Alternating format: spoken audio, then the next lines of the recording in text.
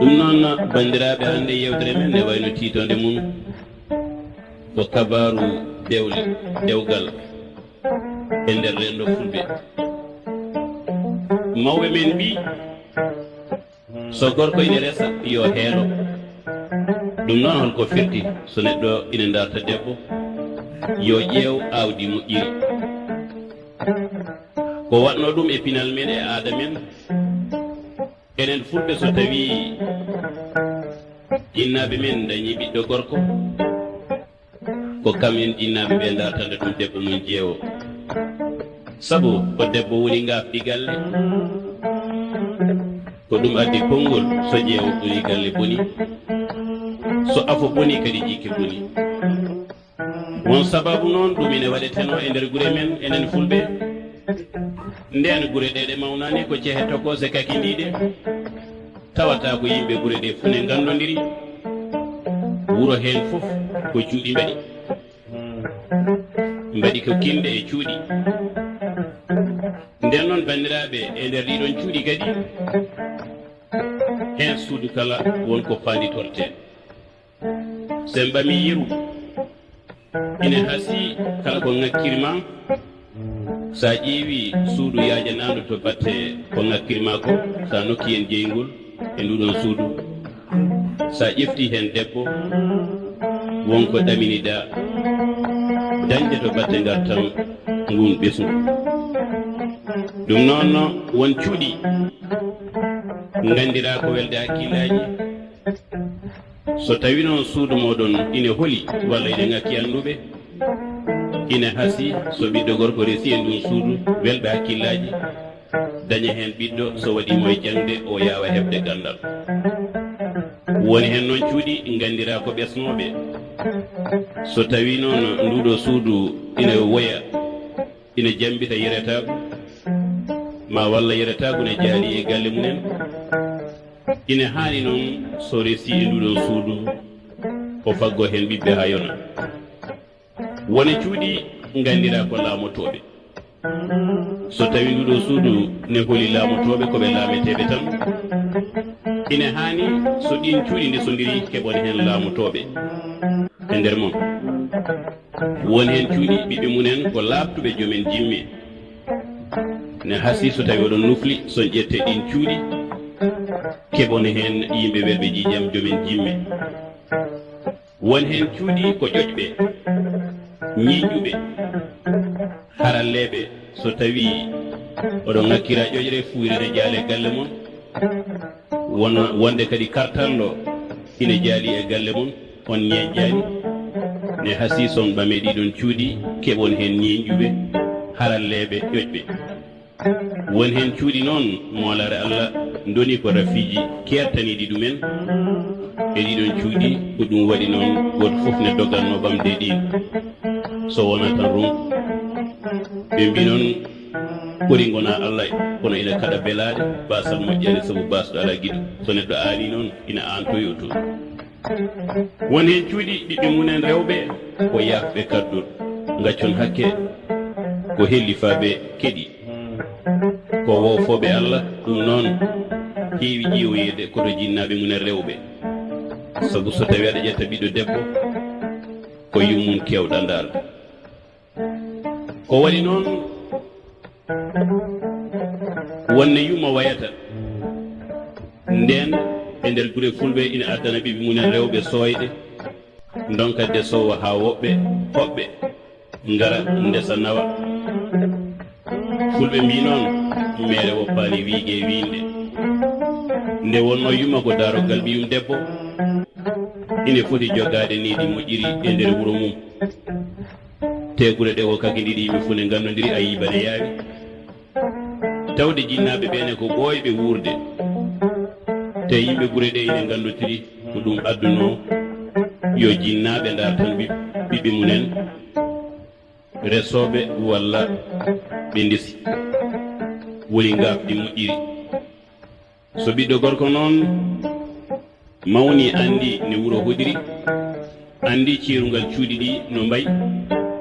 heɓi jawdi muɗum ndi jeeyani hoore muɗum, o yimo yiɗi omo wawi dartande hoore makko debbo, o tawna jeewo makko o ɓeydare ni moƴƴi tawde omo wawani kono kay tawa o mawni o fuɗɗima andude ko jinnaɓe makko ko gandi andi galle e ngesa wonto nandi juɓɓuɗi galle yiɗi ko awdi rewɓe moƴƴuɓe ngesa ne yiɗi ko awdi jengoje nde keele ɓole gaɓɓe cammeje ɓutte karɗe ndiyam celluɗe laaɓɗe ɗe ngala dimbo ɗe ngala ɓordini ƴeewa leydi koddi moƴƴiri walla gawƴal ngal ɓorani kewgal winde so koddi a lewi a duppi de foti so gawƴal ne a doggitima ruuji a duppi e sa'a mum a aawi nde foti tobtama fuɗi a rimi a remtima nde foti e so hokkaka bonnaka ina hasi moƴƴat so daɗi e bone mboros a heɓat hen guura hakke tolno golle ma ande hirande ɓeɗete ko gila subaka ñalla fewnede kono ñamoyte ko jaam ko ɗum waɗi ngesa saɗa golla ɗum ko gila ceeɗu ngumuroɗa kala nde lappuɗa ujunere andu 500 keɓa koye ceeɗu noon remannoɓe mawɓe mbiyanno min noon mi wona demowo mawɗo to bange galle ga sa labima mbomri ɗum woni yeru koddi ndi a labanima ɓiye e nder cuuɗi wuro hen woturu yo tawde mbomri ndi bamunne anda tawa asko mayri jiiɓaki tawa ko cellundi terɗe e hakkille e kono ndar yummumde tesko yumma o beele yummayri kufunene tiimi yummayri so kufune ine tiimi yummakko kanko suka debbo ina hani ɓiye so ɓami ɓiyi ko ma ɓiye o timmo kanko suka debbo so gorko mawni dañi wawi resande hoore mum debbo so tawi mo dartata o ko gawƴal ngal ɓorani woni diwo laaɓɗo to iwmami suka celluɗo terɗe hakkille newiɗo tedduɗo joom niidi moƴƴiri mo ɓesnani no feewi joguiɗo kadi lowdi moƴƴiri tinno so aɗa res debbo ma ko ɗum woni ko wiyete ko gawƴal ne hasisa ɓamimo kono darde ko adine ndesatamo ƴeew ko adine ndesatamo nde beele kufune ine timimo so tawi noon kufune ine timimo ndeka saare sima timat mum ma o heej e less jimadi ma so woni e jungo ma aɗa timimo e so jibinanima ɓiɗɗo ma o walluma nede ɓiɗɗo to batteniɗi ɓiɗɗo goto e jinnaɓe makko ene jogui gueɗal goto e jinnaɓe makko fo ene jogui hen gueɗal to batteniɗi baaba ene jogui gueɗal needi ɓiyum woni gorko walla woni debbo yummane ko hono noon goto hen foof ene jogui gueɗal muɗum e needi ɓiyum so gorko walla so debbo kala hen mo gueɗal mum tawaka e needi ɓiɗɗo so debbo so gorko battinan e ɓiɗɗo he battinan e needi ɓiɗɗo he wodan ko ngakka e nder needi nde tawno noon ɓiɗɗo ɓuuri battade e suusde e wowde kala ko yummum ko yumma ɓurata wondude e sukaɓe omo wawi wallude ballal labtugal ha sukaɓe galle ɓe teɗɗina bamunen nde tawno ɓiɗɗo gila nam wumtani so woyi ko yumma ja faaboto e so soɓi ko yumma laɓɓinta so yi ko huuli moloto ko yummum so heyɗi ko yummum so ɗum ɗi ko yummum so fawgi ko yummum hufata wala wammuɗano taw ko ɗum waɗi bandiraɓe e aɗa nana ko hetti hay mawɗo mo wareranere wiya ha nenam kono ha babam uwa walinanede de ko ha nenam ɗum noon ko batte ko yumma o faabotonomo ila ko suka mo waggiɗi ɗum noon so tawi yumma o wallima ballal labtungal ha sukaɓe ɓe teddini bamunen nde tawno joom galle woni baaba joɗotako ko daddori ko raddi fo addana galle ko debbo woni joom galle ko kanum debbata e galle nde hoɓɓe galle e ɓiɓɓe galle fof mbawa debbude e nder galle galle mo ala debbo ko gal ɗemehe e ɗum noon kanko debbo so debbi ɗum woni yo waw joɗade o wasa wonde jiilotoɗo no feewi o ƴeewa fayande mawde o ndefa beldi ɗum woni gadidi o hebbina looɗe ndiyam ɗum noon nde hoɓɓe e ɓiɓɓe galle mbawa debbude hen ɗum noon ina wiye ko baaba foti nede ɓiyum gorko kadi ko yumma foti nede ɓiyum debbo wona noon baaba ina jogui gueɗal e needi ɓesgu mum ndew ko noonne kay yumma jogori gueɗal e needi ɓesgu mum ngol ko gonga noon ko baaba foti jangguinde ɓiyum gorko o hono mbiryogal aduna gollinde ɗum jangguinde ɗum ne sasiri ne dañiri gandal ne dañiri ngaru woni jawdi ha wawana galle ha wawa rodade galle ɗum woni noon ko wiyete ɓiɗɗo gorko so jibinama bindol ine winde tinde muɗum wiyete ko gaƴaga gagarwanijo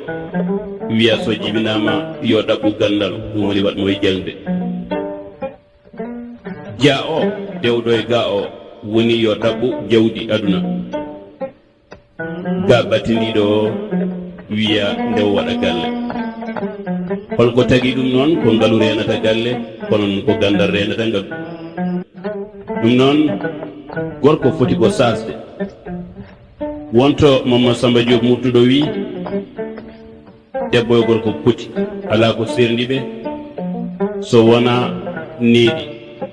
needi ndine gorko neera ko sirñinade sippirede e folde debbo ne neera ko nehade ɗoftade e yonikkinade ko ɗum ɗo serdiɓe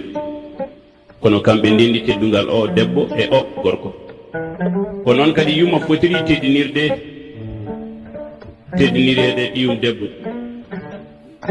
e yo ne ɗum ko noon fotiri nerude ɓiyum debbo ne wawiri golle debbo e nder suudu mum eno laɓɓinirta hoore mum e tuundi tawandi ha e kettindi gila e nder reedu ha e nduɓandu ha e cumcum ha e suudu ha e galle ha e saraji galle fof ko ma laɓɓine laaɓal gorko laaɓal ɓiɓɓe fo woni koye juuɗe rewɓe baaba ko daddori ko raddi fo addana galle ɗum woni rema ñammina ɓiɗɗo ayna ñammina ɓiɗɗo e ñamlo ñammina ɓiɗɗo so runki jarana ɗum hay wujjude ñammina ɓiɗɗo beele fof ko ha ɓiɗɗo diwa so hooli ko hono noon golla holtina ñamlo holtina jarana ɗum hay wujjude holtina so ñawi kadi ko hono noon e fof de fawi ko e dow baaba ko kano woni wakilu galle ɗum noon kala ko toɗɗi galle o ko baaba toɗɗi e ko kano woni wakilagal ngal koye dow mum fawa ɗum fode ko yo ɓiɓɓe galle ɓe ndiw hirta hunde beele ɓiɓɓe galle ɓe mbasa hoyde gona joom en needi wurɓe selluɓe wakkilagal baaba e galle ala nando kono darde yummane kadi e ine tiiɗe nder galle